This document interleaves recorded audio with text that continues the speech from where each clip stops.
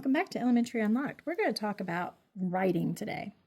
And this particular one is a challenge. Even as an adult, these are not my favorites to teach or to learn because it is memorizing a vocabulary in order to implement a skill. Absolutely, we need to know how to write sentences, complete and correct.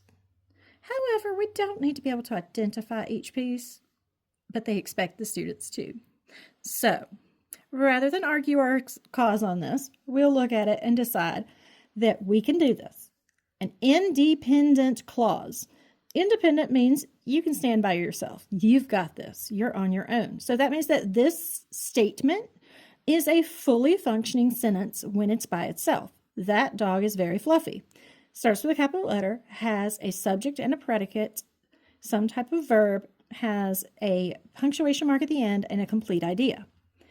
Now, the other side of that is a dependent clause. Dependent, it's missing a piece. It needs something to be filled in, kind of like a puzzle. Here we have down the street. This is not a complete idea, so it can't stand alone. It needs something. Now, why does this matter? Because in order to identify the types of sentences, this is what the students are asked. They're asked to find out if it is an independent or dependent clause and then be able to put them together to make either. If it's an independent clause only, that's going to be a simple sentence. Just like that. However, if you have an independent clause and a dependent clause, you can put those together and you can get a, excuse me. So we got simple sentences, compound sentences, and complex sentences. So that would be compound if we have both.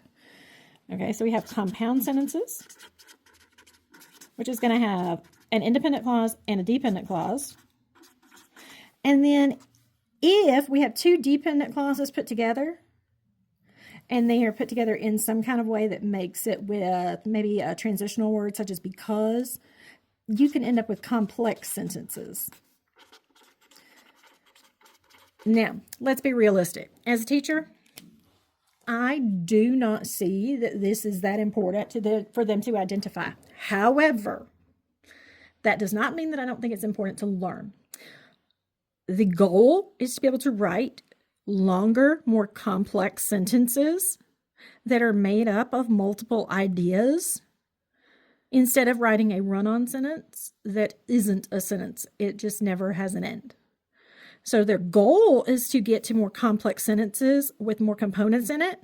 But in order to get there, we have to make sure that we understand the difference between having a complete sentence and not having a complete sentence, a complete idea and a not complete idea. So that's where we get into independent and dependent clauses.